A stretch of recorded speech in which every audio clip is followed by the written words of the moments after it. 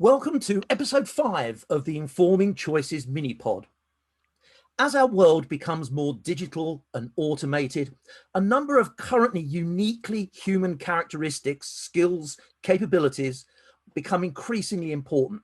They differentiate us from increasingly intelligent machines. Social interactions and specifically public speaking is one such skill. So I'm delighted to welcome the speaking mentor, Chris Murphy, to the podcast. Chris, welcome along. Tell us a little bit about what you do, and in particular, what a speaking mentor is. That's great. Thanks for having me along, Steve. My job and my job title, as you said there, is a speaking mentor. I help people with presenting and presentation skills so that they can be more engaging, more confident, and give the audience a better experience almost. So the audience get what they want from the presentation, and the presenter hopefully enjoys the process too. As to what I do, well, I work with a wide variety of people, mainly in business, and depending on what their goals and needs are, it might be about engaging that audience, it might be about being more authoritative, it might be about the clarity with which they present, and it just depends on the person. But what we do is we tend to have fun doing it. It's practical, it's interesting. I also do some group teaching, which is then more a formal structured program, but the majority of my work is one-to-one and helping people with what it is that they want to achieve depending on their audience. And I think that takes us really nicely into the first question that I've got for you. And, we all know and we often talk about how much the pandemic is changing the way that we live, the way that we work. So as a speaking mentor, in your experience, how has speaking as a skill evolved through the pandemic? Well, I think the main way to look at that is partly the medium that has changed things enormously. The importance of communication has been on show for everybody, but obviously hanging on initially those government updates of an evening, and the importance of good communication and clear communication, because what's become apparent so many times is that what's been communicated isn't clear, and then that is up for interpretation. With regards to the medium, for people being able to present online, and for sometimes for a number of people that I've worked with, it's being able to present to bigger audiences, more global audiences. So engagement, I would say, and clarity are the biggest changes and the biggest challenges for people, because people can just switch off more easily. And it's how do I engage my audience and put my message across so people act in the way that I want them to, or my goals are achieved in my presenting. That's the main things that I've noticed and what I would say. And those kind of the nature of the interactions where they're becoming now increasingly digital. How else has that impacted the way that people speak? And one of the things that immediately comes to mind is how often we rely on body language, and we perhaps don't get the opportunity to do that quite so much using digital platforms. Oh, absolutely. And this is a really common one. When if you look at how people used to present when you're standing, and from a public speaking point of view, it was that use of stage, because you can use your physical movements to start to communicate your message. And it may well be that if you're playing different characters, we'll find you can be here for one character, here for the other character. You can start to, if you're using chronology or going through time or telling a story, you can tell that story from different places on the platform. And that's a really powerful anchor for people in the audience to understand. Now, if that movement isn't so obvious, what you've got is you've got the people who are listening not having that input from the storyteller. So therefore that comes back to my previous point about where you've got to be even clearer in helping the audience understand where they are through the words that you use and the images that you give them. But simply from the physicality is, if I as we're talking now, if I stretch my arms out wide, they go off screen. Whereas now you've got to think, well, everything comes down to a smaller box, which is about shoulders width. It's about the top of your head and down to about your chest. And that is your area in which you can use your hands. And then if you know that, well, then you start to adapt. And of course, where you look, the old eye contact is classic, being able to make eye contact. And with one look, now the difference is you can make eye contact with your whole audience. Whereas you had to then dot your eye contact round to an audience before. Now, if you're looking down that camera, you can be connected with 1, 50, 100, 1,000, or someone I was working with the other day was talking to 3,000 people. By looking at that one camera, they're looking at 3,000 people. But I think the using physicality to tell a story will be the main thing. Use of gestures so that that's honed down, and then you learn to adapt within that space. And eye contact is, of course, a really obvious one, but people still get it, still don't do it. And I when I first started out, very quickly, I cut out a pair of eyes. I printed off a pair of eyes off the internet. I cut a hole in the middle of them and I stuck them over my camera. So coming out between the eyes was the whole of the camera, and therefore I was staring at this set of eyes. And now I know that I know where my camera is. I know where the red light is. I stare at that, and then that's my way of remembering. I've just got into the habit. But they would be the key things that jump to mind. I love the coming together of something, really basic, cutting something out and sticking it on something. I know. Make the technology work better. What a metaphor for future life that might be. I know. How ridiculous that this is what we have to come down to. Very quickly, I was in a speaking contest online in May, and I wanted to have that sense of an audience, because talking to an audience, in my limited research, people who are extrovert struggle with this transition. People who are introvert have found it easier. And that's just merely from asking people and where they sit on that scale, because the pressure of having an audience for an introvert has gone, and they can just talk to a camera and for whatever reason in them feel freer and more open and comfortable. And for an extrovert, they feed off the audience. And that's been a difference as well. For me, I'm more extrovert, and I needed to pin pictures of an audience around my laptop. I had 4 pictures of a crowd.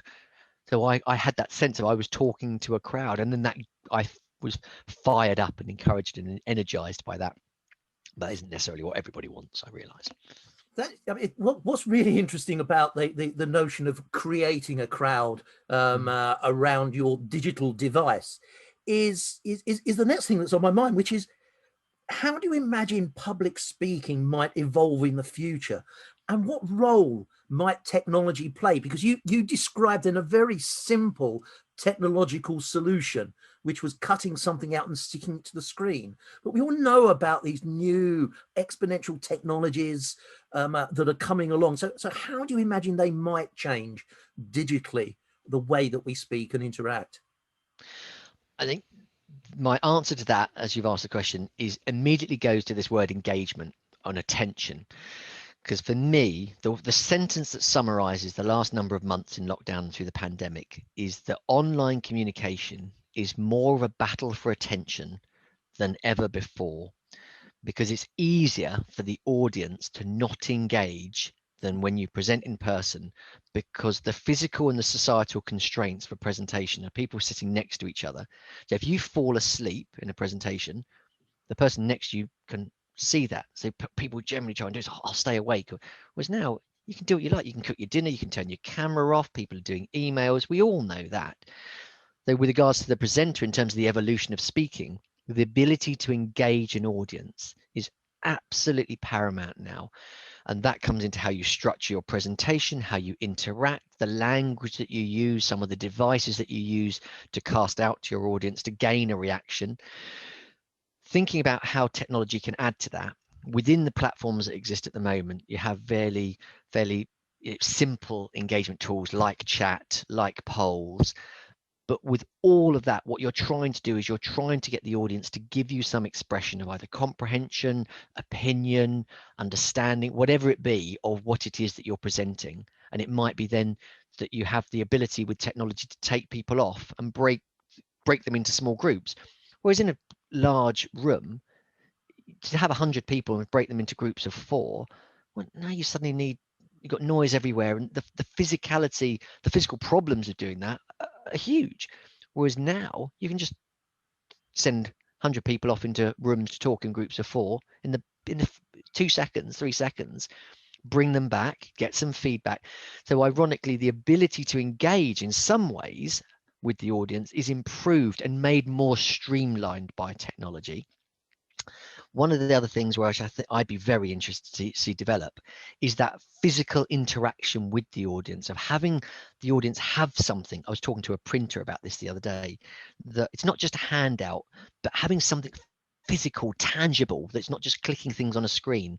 That hasn't been explored or discussed by anyone yet.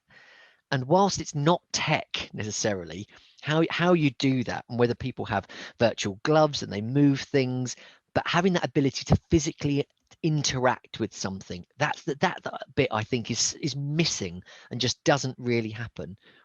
I was talking to someone the other week about Lego have this, I can't what they call it, it's either serious play, I think it's called, but Yeah. it's about problem solving, it's about managerial, it's about expression, and you just have these little tiny Lego bricks. So with not a lot, you can create a lot.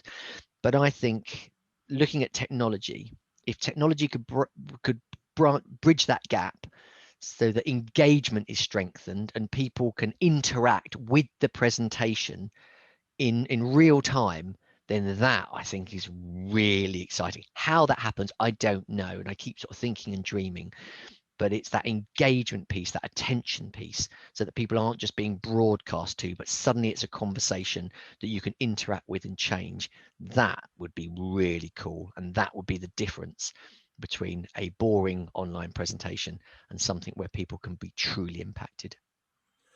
I mean, having posed the question initially, some of the things that you said there made me sort of want to backtrack a little bit, because part of the potential benefit of digital interaction and communications could be enabled through the right behaviors. And maybe that's one of the biggest challenges we have at the moment, is moving from kind of physical in-person interaction to digital interactions. But with the right behaviors, we can make that work for us. Oh, absolutely, absolutely. And that's why I come back to that sentence that I started it all with, is about, if you understand from the, and this is my belief, if you take on from the very start, it's a battle for attention, that then straight away the question is, how do I engage? How do I get engagement? How do I make this so interesting that the audience want to listen? And this is now, when I work with a number of clients, and we'll talk about, what's your relationship with the audience, and some people will say, well, I say, who's the most important person in the room? And they'll say, well, I'm the most important person in the room. And there's that obviously classic phrase, well, no, the audience is the most important person in the room. But really, really getting that the audience is the most important person in the room. And ultimately now you are, as it always was, you are only ever having a conversation with one person. And it's easier to see that now through Zoom, is that you are having a conversation with one person in their house. And that mindset, I think, has helped some presenters to really understand that it is only ever one person. And if people see a crowd of 200 people in a physical theatre, then they think, oh no, I'm talking to a crowd. No, no, no. It's just one person. You just happen to be talking to 200 individuals. And I think that's one slight difference, which even talking out there, I hadn't verbalized that quite as much, that realization. But it's the engagement element, 100%. That is if people crack that with digital and online engagement, then I think they are streets ahead of most other people. Yeah, yeah. So the final question I've got then is this: what do you think the implications are for mentoring emerging and experienced speakers in the future? How does this all come together? And how do you then wrap that up into something that helps people become better speakers in the future? I was talking to a potential new client about half an hour ago, and one of the key things that has been covered in presenting skills and presentation skills courses is about that broadcast element and about how you appear on the stage. And I think the two massive areas that need to change are, one, of the quality and the way that you put a message across, be it through the tools and the tactics, be it storytelling, be it the rhetorical devices, the way that you use questions, the way that you interact with the audience, which we started to discuss a little bit before. I think that's one of the key areas that people need to be better at, that, because the language that we use is, I think, is so much more important now, because that physicality has been taken away to a degree. The second thing of how mentoring will change and how people will develop, I think, going forward, is about understanding feedback better. how well did they do? How well did they engage? And how well, as they go through their presentation, can they gauge that engagement? Can they judge that engagement? And therefore, by having more tools in which they interact with the audience, can give them that understanding whether the message they're putting across is coming across, which is more of an opportunity than, say, standing in front of an audience of 200 people in a theatre where you might get a few nods. So understanding how you have come across to that audience and being able to critique yourself, that feedback element, is really important. They would be the two things I would say. I think one of the things that's absolutely fascinating for me is as a futurist, I think forward into the future, and I see so much being automated, and speaking is one of the things, the personal, the social, the interactive nature of speaking. It's one of the things that becomes increasingly important to differentiate us from all the automated stuff that's inevitably going to happen. Chris, that's been absolutely brilliant. I really appreciate your time today. Tell us how people can contact you to learn more about what you do. Yeah, sure. The easiest way is obviously by email, and then we can have a conversation on the phone or on Zoom, which is chris@thespeakingmentor.co.uk. And of course, my website, www.thespeakingmentor.co.uk. Chris, thanks very much indeed once again. And thank you everyone for listening. Do let your friends and colleagues know about the Informing Choices mini pod. There'll be another episode along really soon.